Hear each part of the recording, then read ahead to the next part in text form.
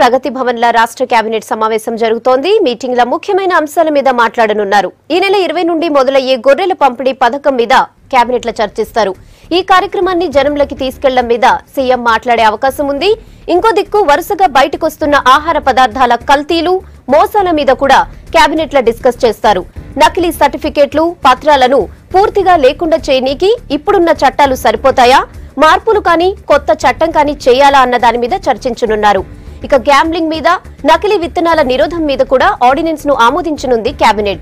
ఇక మియాపూర్ల ప్రభుత్వ భూముల అక్రమ రిజిస్ట్రేషన్ల మీద కూడా కేబినెట్ లో చర్చ జరిగే అవకాశం ఉంది.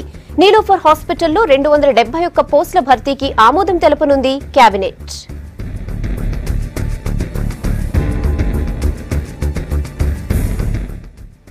ఇక కేబినెట్ భేటీ మీద ఇంకెన్ని వివరాలు శ్రీనివాస్ చెప్తాడు. శ్రీనివాస్ చెప్పండి, కేబినెట్ లో ముఖ్యంగా దేని మీద చర్చిస్తారు, అప్డేట్స్ ఏంటి? మరి కాసేపట్లో క్యాబినెట్ మీటింగ్ స్టార్ట్ కాబోతుంది. ఇప్పుడే మంత్రులందరూ కూడా క్యాంప్ ఆఫీస్కు చేరుకుంటున్నారు. ఈరోజు క్యాబినెట్ మీటింగ్లో కొన్ని ముఖ్యమైన విషయాల మీద చర్చ జరుగుతుంది.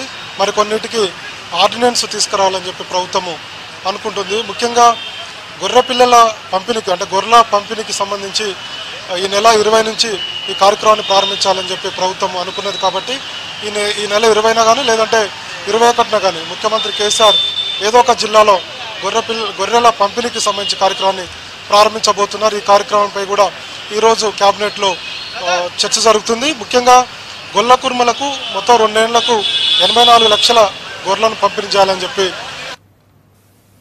సంబంధించి ఈ ఏడాది 42 లక్షల గొర్రెలను పంపిణీ చేయాలనేటువంటి నిర్ణయానికి వచ్చింది. ఇప్పటికే ఆయా జిల్లాల్లో కూడా మొత్తం గొల్ల కుర్మలకు సంబంధించి లాటరీ పద్ధతిలో ఎంపిక చేశారు. త్వరలోనే వీళ్ళందరికీ కూడా గొర్రెలను పంపిణీ చేయాలని చెప్పి ప్రభుత్వం నిర్ణయం తీసుకుంది. ఇతర రాష్ట్రాల నుంచి కూడా గొర్రెల కొనుగోలు దాదాపుగా పూర్తయిందని చెప్పి అధికారులు చెప్తున్నారు. ఈరోజు జరిగేటువంటి క్యాబినెట్లో ఈ అంశం ప్రధానంగా చర్చకు వస్తుంది. ఒక్కొక్కరికి ప్రతి ఒక్కరు అంటే 18 ఏళ్ళు నిండిన వాళ్ళందరికీ కూడా 20 గొర్రెలు, 1 పొట్టేలు ఇవ్వాలని చెప్పి ప్రభుత్వము నిర్ణయించింది. మొత్తం 1,25,000 రూపాయలు ఒక్కొక్క యూనిట్కి ఇస్తారు. 75% ప్రభుత్వం భరిస్తుంది. మిగతా 25% అంటే దాదాపుగా 31,250 రూపాయలను గొల్ల కుర్మలు భరించాల్సి ఉంటుంది. ఇది ప్రభుత్వం పెద్ద ఎత్తున ఈ పథకానికి గత కొన్ని రోజులు కూడా కసరత్తు చేస్తుంది. త్వరలోనే అంటే 20 లేదా 21 తారీఖున ముఖ్యమంత్రి కేసీఆర్ ఈ పథకాన్ని ప్రారంభించబోతున్నారు. దీనికోసం కూడా గొల్ల కుర్మలంతా కూడా వెయిట్ చేస్తున్నారు. ఎప్పుడు ఈ పథకం ప్రారంభించబోతున్నారు, తమకు గొర్రెలు ఎప్పుడు వస్తాయనేది వెయిట్ చేస్తున్నారు. ఈ కార్యక్రమం మీద ఈరోజు క్యాబినెట్లో ముఖ్యమంత్రి అందరు మంత్రులతో ముచ్చటిస్తారు, మాట్లాడతారు. దీని మీద ఒక నిర్ణయం తీసుకునేటువంటి అవకాశం ఉంది. ఇక తర్వాత అంశం విషయానికి వస్తే కల్తీలు, హైదరాబాద్ ఇమేజ్ని మొత్తం డ్యామేజ్ చేసేటువంటి అంశం కల్తీలకు సంబంధించి, అంటే పాలు కావచ్చు, మిగతా అంటే నూనె కావచ్చు, మిగతా అన్నీ కూడా కల్తీలు అవుతున్నాయి. రాష్ట్ర ప్రభుత్వం హైదరాబాద్ని విశ్వనగరంగా తీర్చిదిద్దాలని చెప్పి నిర్ణయం తీసుకుంది. కానీ కల్తీలు ఈ వ్యవహారం అంతా కూడా మొత్తం డ్యామేజ్ చేసేటువంటి అవకాశాలు ఉన్నాయి. కాబట్టి హైదరాబాద్ నగరం అంటే కల్తీలకు అడ్డా కాదు, ఇక్కడ అన్ని ఏర్పాట్లు ఉంటాయి, అన్నిటికీ సవలతు ఉంటుంది అనేటువంటి అంశం మీద ఈరోజు ముఖ్యమంత్రి కేసీఆర్ మాట్లాడేటువంటి అవకాశం ఉంటుంది. మిగతా మంత్రులకు కూడా కల్తీలపై ఒక చట్టాన్ని తీసుకురావాలంటే, ఇప్పటికీ చట్టం ఉన్నప్పుడు కూడా ఒక చట్ట సవరణ చేయాలని చెప్పి నిర్ణయం తీసుకోబోతున్నారు. ముఖ్యంగా పీడీ యాక్ట్లో కొంత చట్ట సవరణ తీసుకురావాలనేటువంటి అంశం మీద ఈరోజు క్యాబినెట్లో చర్చించేటువంటి అవకాశం ఉంది. పీడీ యాక్ట్ నమోదైనప్పుడు కూడా కొంత చట్టంలో ఉన్నటువంటి లొసుగు ప్రకారం బెయిల్ తీసుకొని వస్తున్నారు. కాబట్టి ఒకసారి పీడీ యాక్ట్ నమోదైతే కల్తీ కనుక పర్సన్ చేస్తే ఇక భవిష్యత్తులో ఇంకొకరు కల్తీ చేయాలంటే భయపడాలి, ఆ విధంగా చట్టం రూపొందించాలని చెప్పి ప్రభుత్వం అనుకుంది. ఈరోజు జరిగేటువంటి క్యాబినెట్లో కూడా ఈ అంశం మీద చర్చిస్తారు. ఈ చట్ట సవరణ చేయాలనేటువంటి నిర్ణయానికి క్యాబినెట్ ఆమోదం పొందుతుంది. ఇంకొక అంశం ఏంటంటే నకిలీ విత్తనాలకు సంబంధించి పెద్ద ఎత్తున నకిలీ విత్తనాలు రాష్ట్రంలో కొనసాగుతున్నాయి. దీనికి సంబంధించి ఒక చట్ట సవరణ చేయాలని చెప్పి ప్రభుత్వం నిర్ణయం తీసుకుంది. ఎప్పుడు కూడా ముఖ్యమంత్రి అసెంబ్లీలో చెప్తుంటారు, వ్యవసాయ కార్యక్రమాల్లో కూడా ఆయన చెప్తూ వస్తుంటారు, ఖచ్చితంగా నకిలీ విత్తన చట్టం, ఇంకొకరు నకిలీ విత్తనాలు చేయాలంటే ఖచ్చితంగా భయపడాలి, వారి మీద పీడీ యాక్ట్ నమోదు చేయాలి, జైల్లోకి పంపాలి, బయటికి రానటువంటి పరిస్థితిని తీసుకురావాలని చెప్పి ముఖ్యమంత్రి అంటుంటారు. కాబట్టి దీని మీద కూడా నకిలీ విత్తనం మీద ఒక కొత్త చట్టం తీసుకురావాలి. కేంద్రంతో ఇప్పటికే రాష్ట్ర ప్రభుత్వం కూడా సంప్రదింపులు జరిపింది. ఈరోజు జరిగేటువంటి క్యాబినెట్లో దీనికి ఒక చట్ట సవరణ లేదంటే కొత్త విత్తన చట్టాన్ని తీసుకురావాలనేటువంటి అభిప్రాయంతో ప్రభుత్వం ఉంది. దీనికి సంబంధించి కూడా ఈరోజు క్యాబినెట్లో చర్చ జరుగుతుంది.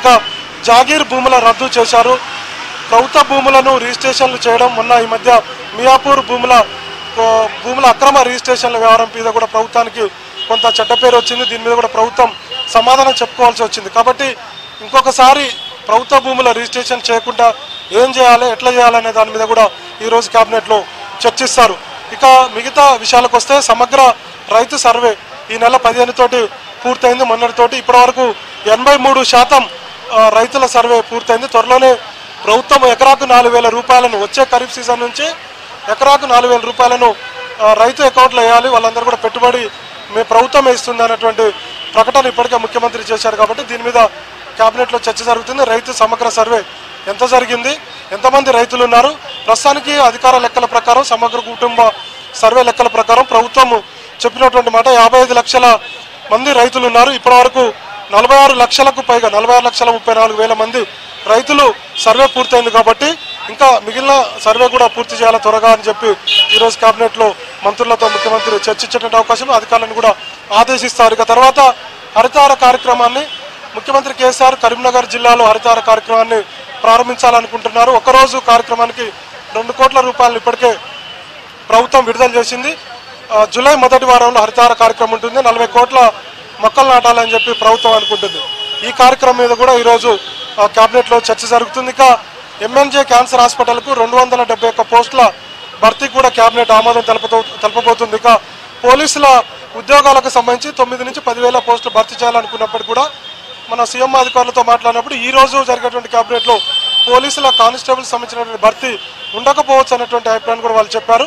వచ్చేటువంటి కేబినెట్లో ఉండొచ్చు అనుకుంటున్నారు. ఇక టీఎస్సీ పిఎస్సీ వారి మీద జరుగుతున్నటువంటి నిరుద్యోగులు జరుగుతున్నటువంటి ఆందోళన కావచ్చు, ఇప్పటికే హైకోర్టులో దీనికి సంబంధించినటువంటి స్టే విషయం కావచ్చు, తర్వాత నిరుద్యోగులకు సంబంధించి వాళ్ళు ఎట్లాంటి నోటిఫికేషన్లు ఇవ్వాలి, వాళ్ళ ఆందోళనను ఎట్లా విరమించేటట్టు చూడాలనేటువంటి విషయాల మీద కూడా ఈరోజు కేబినెట్లో చర్చ జరుగుతుంది. మొత్తంగా 3 ఏళ్ల పాలన, మంత్రుల యొక్క పనితీరు, ఎమ్మెల్యేల పనితీరు, ఎందుకంటే 18 నెలలు మాత్రమే ఎలక్షన్కు టైం ఉంది కాబట్టి కొంత నియోజకవర్గాల్లో బాగా పనిచేయండి ఎమ్మెల్యేలకు అని చెప్పి ముఖ్యమంత్రి చెప్తారు. మంత్రులు కూడా వీళ్ళందరినీ కూడా కోఆర్డినేషన్ చేసుకోవాలని ముఖ్యమంత్రి సూచించేటువంటి అవకాశం ఉంది. తర్వాత కేబినెట్ తర్వాత ముఖ్యమంత్రి మీడియా సమావేశం ఏర్పాటు చేస్తారు. కేబినెట్లో తీసుకున్నటువంటి నిర్ణయాలు, భూముల అక్రమ రిజిస్ట్రేషన్లు, కొంతమంది టీఆర్ఎస్ నేతలకు ఈ సంబంధాలు ఉన్నటువంటి ఆరోపణల మీద కూడా ముఖ్యమంత్రి క్లారిటీ ఇచ్చేటువంటి అవకాశం ఉంది. ఇది కేబినెట్కి సంబంధించినటువంటి updates. Rehana. Okay Srinivas, thanks for the updates.